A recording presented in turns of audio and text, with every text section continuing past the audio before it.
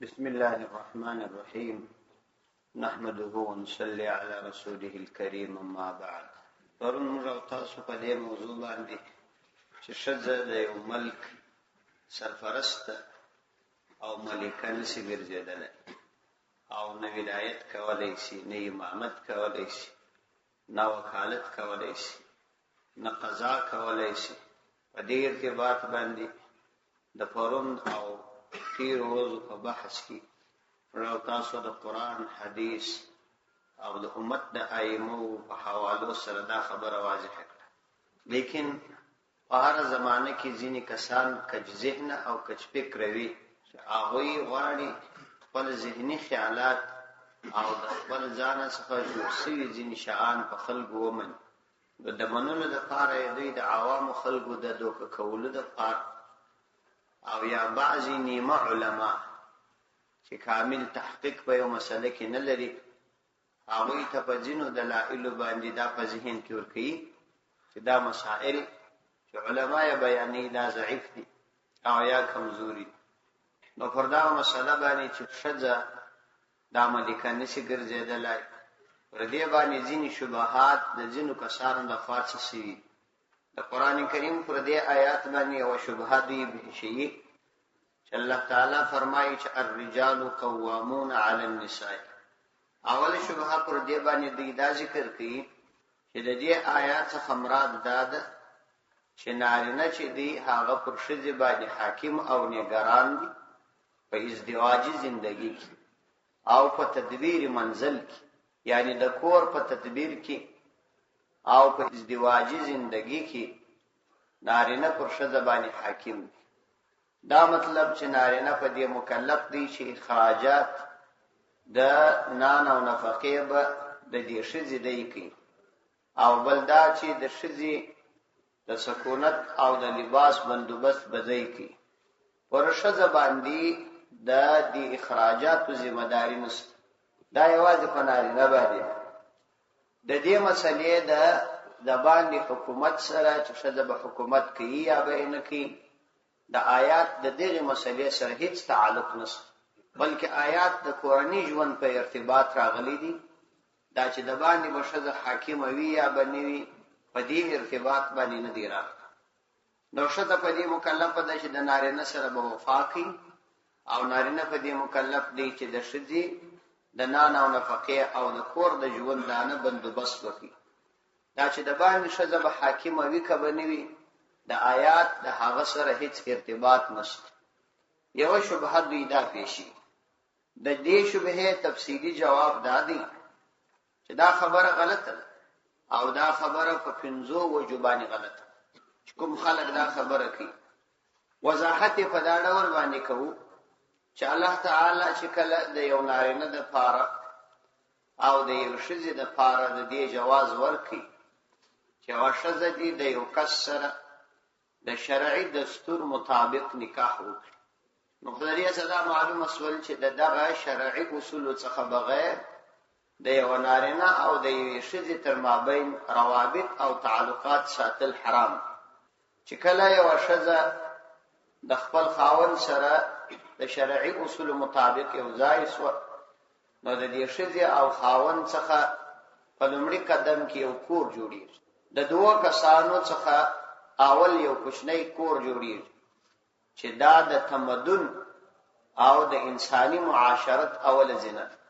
په دې اوله زینه کې چې فقط 2 فرد وي، یو نر او یوه ښځه، په دا اوله زینه کې نارینه پر ښځې باندې حاکم دی او ښځه د دې نارینه مطیع او فرمانبرداره باید وي. نارینه ورباندې نگران دي، ښځه باید محکوم وي، هغه باید د کور راونوځي. کله چې په کومه علاقه کې بیا څو کورونه سره یو ځای شي، نو بیا د هغه څه یو کلی جوړ شي، او که دا کورونه ښه ډېر شي نو بیا دا یو ښار ځینې جوړ شي. نو د دغه ښار جوړېدل دا 2مه زینه ده. اوله زینه یو کور دی، بیا چې قرار دا کورونه ډېر شي نو یو کلی او یو ښار شي، بیا چې ښارونه پسې ډېر شي نو بیا د هغه څه یو مملکت جوړ شي. نو باقي 3 مرحلې شوې. اوله مرحله یې فقط 2 فرد وي، بیا وروسته کثرت پیدا کوي، شار ځینې جوړېږي، دا دوهمه مرحله. او بیا دریمه مرحله مملکت ځینې جوړېږي. چې کله شریعت په اوله مرحله کې چې فقط 2 فرده وه، لا یې ښځه د نارینه تابع وګرځول او نارینه یې د ښځې حاکم او نګران وګرځاوه، نو دا به بیا کوم عقل تسلیم کړي چې د بسته ملک په سطح باندې دی بیا ښځه حاکمه وي او نارینه دی محکوم، او ښځه دی نګرانه وي او نارینه دی د هغې تابع. چې په 2 فرده کې کله دا کورنۍ وه اجازت نه و، نو دا بیا څنګه کېدلی شي چې د بسته ملک په سطح باندې دی بیا ښځه حاکمه سي او نارینه دی محکوم سي او نارینه دی د ښځې اطاعت وکړي؟ نو دا عقلا غلطه طریقه ده، صحیح نه ده. دومه وجه دا ده چې الله تعالی د نارینه د دې ښځې پر سر باندې د سرپرستۍ یو عمده وجه بیان کړې ده. هغه عمده وجه دا بیان کړې ده چې نارینه ته الله تعالی په ښځې فضیلت ورکړي. الله تعالی فرمایي بما فضل الله بعضهم على بعض، چې الله تعالی و دې نارینه ته په دې ښځو باندې فضیلت ورکړي. نو که دا فضیلت په کور کې دننه دی، نو دا فضیلت د باندې هم دا فضیلت که د معاشرت او تمدن په اوله زینه کې دی، نو دا فضیلت په 2مه زینه کې هم دی، دا فضیلت په 3مه زینه کې هم دی، دا فضیلت تر مرګ در ساعته پورې شته. نو د فضیلت په وجه چې نارینه حاکم دی، نو دا فضیلت خو نه دی ختم شوی. چې فضیلت وي د نارینه حکومت به په ښځه باندې وي. هر کله که فضیلت ختم شو، نو بیا به د نارینه حاکمیت له منځه ځي، او فضیلت ختمیږي نه، نو د ښځې حاکمیت راتلای نشي. دریمه وجه دا ده چې الله تعالی د ښځې صفات دا بیان کړي چې فالصالحات قانتات، ښځې هغه فرمانبردار وي. معلومه شول چې ښځه امره نه وي، ښځه د امر منونکې وي، امر کوونکی نارینه وي. نو که د قرآن کریم د دې آیات چې الرجال قوامون علی النساء د دې آیات تعلق صرف د کورنۍ ژوند د پورې سي، نو د بما فضل الله بعضهم علی بعض په دې باندې څه کوي؟ او که د دې آیات یوازې تعلق تر کوره پورې سي، نو بیا په دې باندې څه کوي چې په صالحات او قانتات، نو بیا خدام نه صحیح کیږي. نو د دې څه دا معلومه شول چې د ښځې د پاره صفات دا دي چې ښځه باید د په کور کې وي، فرمان بردار وي، او هغه د خاوند د کور حفاظت کوي. دا دریمه وجه شو. څلورمه وجه دا ده چې الله تعالی سورۃ احزاب آیات نمبر 33 کې ښځو ته عمومي امر کړی چې وقرن فی بیوتکن، تاسو په خپل کورونو کې اوسئ، ولا تبرجن تبرج الجاهلیه الاولى، تاسو د جاهلیت اولا په رقم د باندې مراوز. دا امر خو دا عمومي امر دی، یعنی دا یوازې دا نه چې په کور کې دننه دا امر، بلکې دا که کور یو وي، که کورونه ډیر وي، او که بسته مملکت وي، په دې ټولو کې دا امر. او بل وجه دا ده، دا پنځلرمه وجه. پنځمه وجه دا ده چې د قرآن کریم څخه د دې آیات څخه دا معنا مرادول چې د دې آیات یوازې تعلق تر کوره پورې دی، او د باندې د مملکت په امورو کې د ښځې د مداخلې پورې د دې آیات تعلق او رابطه نشته. دا خو یو دلیل ته اړتیا لري. پر دې باندې کوم دلیل دی پیښولای شي چې په دغه دلیل باندې دا ثابت شول چې دا آیات یوازې تر دا کورنۍ ژوند او د ازدواجي ژوندۍ پورې اړه لري، هغه ته به د دې آیات رابطه او تعلق نشته. دا خو دلیل ته ضرورت لري، او دلیل هم باید قطعی دلیل وي چې د قرآن په مقابله کې راوړل شي، او کني وي نو محض دعوه د الله د دین په مقابله کې چلول دا تحکم او سرزوري ده. شپږمه وجه علماء دا بیان کړي چې الله تعالی په قرآن کریم کې په ډیر شدید الفاظ باندې د نارینه حاکمیت پر ښځه باندې دا بیان کړي. هغه الفاظ دا دي چې الله فرمایي الرجال قوامون علی النساء. احکام القرآن کې مولانا ظفر احمد عثماني رحمت الله علیه د قوام ترجمه کوي چې قوام څه ته وایي. وایي القوام والقیم واحد. قوام او قیم په عربي ژبه کې دا دواړه یو دي، لیکن والقوام ابلغ، لیکن قوام په دې کې ډیره مبالغه ده، یعنی دا سخت دی تر قیم. قیم نگران ته وایي او قوام انتهایی سخت نگران ته وایي چې دا نگرانی د همیشه د پاره په خوي او د په مزاج او طبیعت کې الله تعالی دایش. والقوام ابلغ، قوام لفظ ابلغ دی در قیم. قوام څه ته وایي؟ هو القائم بالمصالح والتدبير. قوام هغه چا ته وایي چې هغه په مصالح او تدبیر او تعدیب په دې سره قائم وي، یعنی دغه کارونه دی کوي، دې ته قوام وایي. مصلحت د کور تدبیر او تعدیب ادب دا کوي.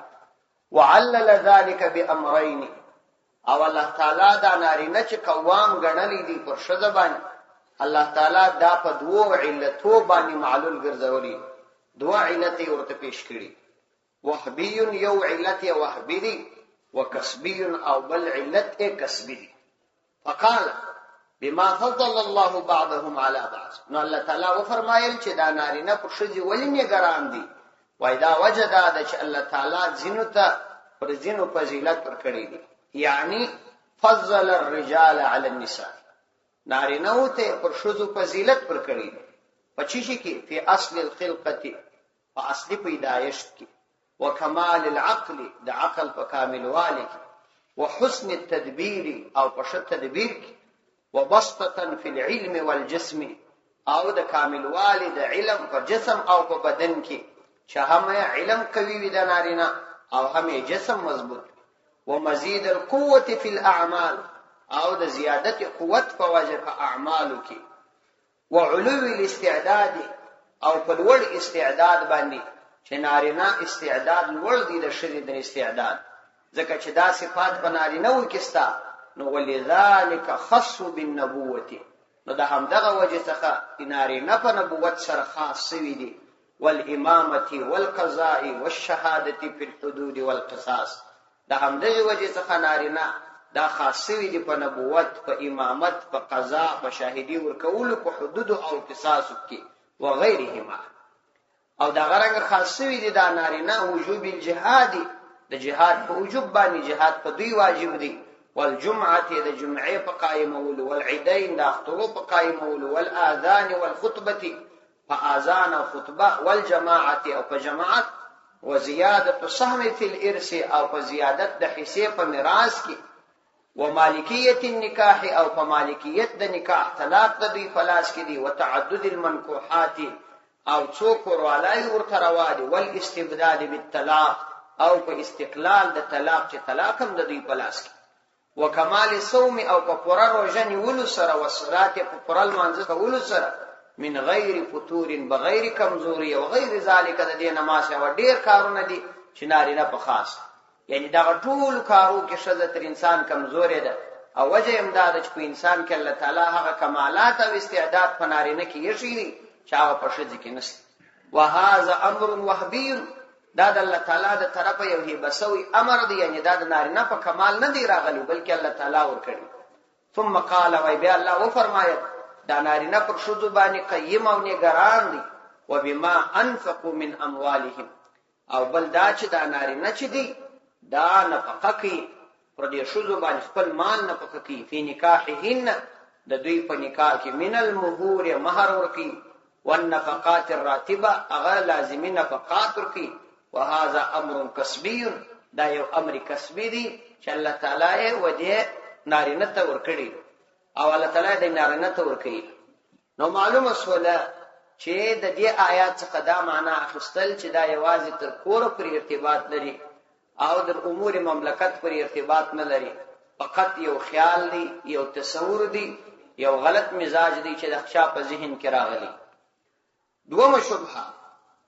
دومره شبهه د بعضی بی علم او نیمه علماء د طرف صداوی چې لا یفلح قوم ولو امرهم امرأة، دی وایي چې دا حدیث موضوعی دی، دا حدیث موضوعی دی چې هیڅ کله هغه قوم به کامیاب نشي چې هغه خپل کار وشدو تور وسپاره. وای دا حدیث موضوع دی. کچاته په یو مسله کې پوره تحقیق نه وي او پوره علم نه لري پر اصول باندې، نو داسې کسان عموما د امت د تباہی ذریعہ ګرځي. دا علما چې دا وایي چې دا علم باید کاملا په هغه ترتیب باندې وویل شي څنګه چې علما او داغه د پاره ترتیب یې شي دا د دې د پاره د علما دا اصول دي چې علم د مسلمانانو د ژوندانه تر ټولو مهم اړخ که علم کامل نو انسانان تباہ کیږي بربادیږي دا علما چې دا ترتیب ورته یې د دې د پاره وکړي نو دا ځینو ځایو کې دا اصول دي فقط یو څو کتاب وایي خصوصا د زموږ استادو نننی عصر کې چې کم پوهنتونونه دي په پوهنتونو کې د شرعیاتو کومې پوهنځي دي په دغه پوهنځیو کې د علم ټول اصول نه ویل کېږي فقط د احادیثو څو کتابونه وایي او د فقه څه دوه یا درې کتابونه وایي علی وجه البصیرت ټول اصول نه وایي ځکه نو عموما دغسې کسان د ډېرو لوړو شبهاتو سره واقع او په علمي لحاظ کې ډېرې زیاتې کمزورۍ وي نو همدغه کسان چې بیا په مدارسو کې درس نشي کولی کنه تاسو دا تجربه کوي چې کوم څوک د شرعیاتو د پوهنځیو څخه فارغ شوي دا کسان په اسلامي مدارسو کې درس نشي ورکولی دا ځکه نشي ورکولی چې پخته علم او جوور محنت ته یې ملا نه تړلې دا یې نه کړ نو یو خو دغسې ملګري چې په دا شرعي پوهنځیو کې وي هغوی باید د باندې هم د صرف او نحوي د اصول الفقه ټول کتابونه سره وایي تر څو چې عمیق علما ځینې جوړ شي او په خبره باندې شکلک پوه شي او سبا په اسلامي مدارسو کې درس وکولی شي الان کې د مدارسو علما په دې پوهنتونونو کې درس کولی شي هغه هېڅ ګران ورته نه دي ډېر د مدارسو څخه فارغه کسان اوس ماته معلوم دي دا د شرعیاتو پوهنځي کې استادان په نورو کې استادان خو دوی په مدارسو کې درس نشي کولی دا ضروري ده چې سړی باید عمیق علم حاصل کړي نو دغسې کسان چې هغه د غرب څخه متاثره وي او یا یې فقط د ژورنالیزم پوهنځي ویلي یو څو تاریخي کیسې اورېدلي د عوامو خلکو په ذهن کې ځان خورا لوړ ملا معرفي کوي لیکن په شي خبر نه دغسې کسان پر دغه حدیث دا شبهه کوي چې دا حدیث موضوعي اوس موږ دا ثابته کړو چې دا حدیث موضوعي دی که دا په اعلی درجه کامل حدیث او صحیح حدیث دی دا حدیث نه موضوع دی او نه کمزوري بلکې دا حدیث په اعلی درجه کې صحیح حدیث دی د صحت دپاره د لاندې کتابو حوالې واورئ دا حدیث امام بخاری رحمه الله را نقل کړي جلد اول صفحه 610 باب کتاب النبي صلی الله علیه وسلم الى کسرا و قیصر باب بیان کې د خط لیږلو د نبی علیه السلام کیسر او کسرا په دې باب کې امام بخاری دا حدیث را نقل کړي امام بخاری دا حدیث بیا را نقل کړي دی په بخاری جلد 2 صفحه 152 باب الفتنه التي تموج كموج البحر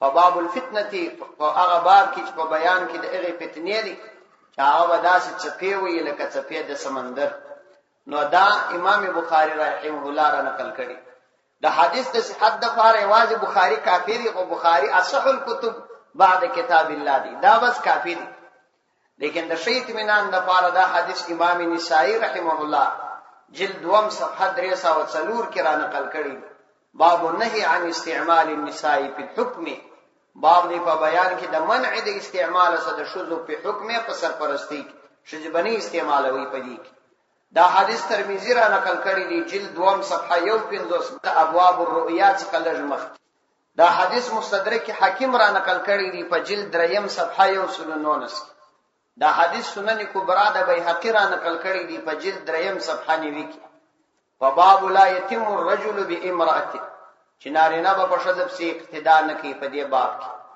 دا حدیث امام بیهقی په سنن کبرا کې را نقل کړی دی په جلد 10 صفحه 143 باب لا يوالي الوالي امرأة یو والی د اسلامی حکومت به ښځه والی نه ګرځي دا حدیث مسند احمد را نقل کړی دی په جلد 5 صفحه 38 دا حدیث دومره ډیرو فقهاو او دومره ډیرو محدثینو را نقل کړي د دې څخه علاوه دا حدیث امام حاکم رحمه الله را نقل کړی دی او وايي صحیح علی شرط شیخین دا حدیث صحیح دی د امام مسلم او امام بخاری رحمت الله علیهما پر شرط باندې امام بخاری رحمه الله او امام مسلم رحمت الله علیهما د دې دوه احادیث تر نورو احادیثو قوي ځکه دي چې د دوی شرایط ډیر سخت امام بخاری رحمه الله دا شرط یې شي دي چې زبر هغه چا څخه حدیث را نقل کوم چې دا حدیث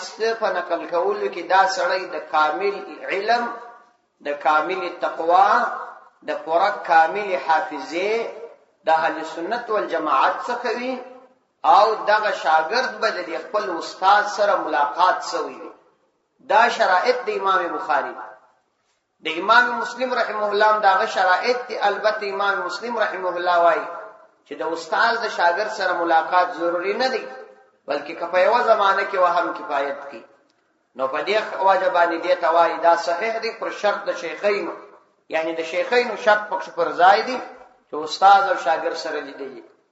او حافظ ذهبی رحمه الله په تلخیص المستدرک کې دا حدیث صحیح وللی علی شرط الشیخین، پر شرط د شیخینو باندې. د دې څخه علاوه بشمار د حدیث ائمه او بشمار فقها او په خپل کتابو کې دا حدیث را نقل کړي. او دا حدیث دا څنګه چې یوازې د دې لپاره را نقل شوی دی چې په احادیثو کې موجود دي، بلکې د امت په زرهاو علماو د دې څخه ډیر مسائل راځي. د همدغه حدیث څخه دا مسله راوځي چې د نارینه جماعت په شذ کې نسی. د همدغه حدیث څخه دا مسله راوځي چې د شذ شاهدی په قضا کې په حدود او قصاص کې نسی. د همدغه حدیث څخه دا مسله راوځي چې شذ د جمعې المانځه او د اخترول مانځه ته علی وجه اللزوم نسیت لای چې خامخا پر دې دا لازمي دي. کې دا مسله مهمه ده. ځینې کسان شذ حج ته بیاي د شذ د لپاره بهترین المنز هغه د دې په خپل کور کې دي. نو کله چې د حج مراسم پر ځای شول بیا دا نه لازمي چې شذ د خامخا د حرم مانځه ته جماعت تراوځي او یا د مکه مدینه منوره کې د جماعت مانځه تراوځي. پیغمبر علیه الصلاۃ والسلام روزیه ته شرایط بیرته باید لاړ شي، کیندار مر دخل ګدا طبيعت تی بس بلا خامخا مانځه حرم تراوځي. دا نه د ضروري ده. شذ تر ټول خیر المنزدادي چې د کور په یو کنج کې وي. مستدرک حاکم په خپل کتاب مستدرک کې په جلد 3 صفحه 1 کې دا حدیث په یو بل مضمون باندې هم را نقل کړي. هغه مضمون یې دا دی: عن ابي بکر رضی الله عنه، عن ابي بکر دا ابو بکر رضی الله عنه څخه روایت. ما د یو چا خبري واورېدلې، هغه پر دې حدیث باندې ژغېدی. دا د کابل په خوا کې یو د دې شذ د حکومت کې د کار کولو د جواز لپاره دلایل وي. هغه به چاره د ابو بکر او د ابو بکر د لفظ فرق نسوي کوي. ابو بکر یو صحابي دی، ابو بکر بل صحابي دی. د ابو بکر حدیث د ابو بکر حدیث بدی. د به چاره علمی استعداد داسیو دوم د شذ پر ریاست باندې خبرې کوي. ان ابي بکر رضی الله عنه د ابو بکر رضی الله عنه روایت دی. دی وايي ان النبي صلى الله عليه وسلم چې نبی عليه الصلاه والسلام اتاه بشير يبشره، پیغمبر عليه الصلاه والسلام ته یو زیری ورکوونکی راغلی او پیغمبر عليه السلام ته زیری ورکړي بظفر خيل له، د مجاهدینو د جماعت په نصرت باندې، بظفر په کامیابی خيل د آسان له د نبی عليه السلام، یعنی د شهسوار مجاهدینو د فتح زیری پیغمبر علیہ السلام تورک. ورأسه في حجر عائشة رضی الله عنها، پیغمبر علیہ الصلوۃ والسلام سر د عائشہ رضی الله عنها په غیش کې وای فقام پیغمبر علیہ السلام ولارز اخر لله تعالی ساجدا، الله تعالی ته سجده باندې پریوتی، سجده د شکر ادا کړ. فلما انصرف، کله چې د سجدې څخه فارغ شو، انشأ يسأل الرسول، وای نو بیا د دې قاصد څخه پوښتنه کوي. نو په حدثه د قاصد د مجاهدینو د فتح په ارتباط خبري ورته وکړي. وکانه فيما حدثه، وای د قاصد چې کوم خبري ورته کوي پاو کې یو خبره دام و. فيما حدثه من امر العدو، د دشمن د حالاتو په ارتباط چې پیغمبر اسلام ته خبره کول، هغه کې دا خبره هم و چې وکانت تليهم امراه، چې دا قوم یعنی دشمنانو هغه شذ خپل امیر ټاکلې. وکانت دا قوم تليهم امراه، چې هغه شذ خپل امیر وټاکل، سرپرستی شذ ته ورکړ. فقال النبي صلى الله عليه وسلم، نبی علیہ الصلوۃ والسلام فرمایل هلكت الرجال، هغه نارینه هلاک سول حين اطاعت النساء، کله چې د شذ اطاعت وکړ. هغه نارینه هلاک سول کله چې د ښځو اطاعت وکړي. اوس د هغه حدیث په مثل باندې دادی بل حدیث هغه مضمون ادا کړي، نو یو واری په هغه حدیث دومره مضبوط او قوي حدیث دی چې په اعلی درجه کې د صحت دی، بیا د هغه د تایید د فار دادی د هغه مضمون مطابق بل حدیث سره نقل شو. پیغمبر علیه الصلاۃ والسلام و فرمایل هلکت الرجال حين اطاعت النساء، کله چې د ښځو اطاعت وکړي نساء نو دا رجال دا هلاک شو. قال الحاکم هذا صحیح الاسناد، حاکم رحمه الله لیکي دا حدیث صحیح الاسناد دی ولم يخرجا، لیکن امام بخاری او امام مسلم رحمه الله نه دی نقل کړي، یعنی دا به حاکم را نقل کړي. واقره الذهبي، حاکم وايي چې د حدیث ته ذهبي رحمه الله هم صحت ور کړی دی او دا حدیث صحیح بللی. نو دا د دوه شبهات جواب اوس. یو شبهه دی بل پیشي دا د لپاره به وخت نه سبب بیان چې د عائشه رضی الله عنها په جنگ جمل او جنگ سفین کې راوتل دا پیشي، او بل شبهه دی دا پیشي چې ملکه سبا چې د سليمان علیه السلام په وخت کې و د هغه په حواله باندې پیشي.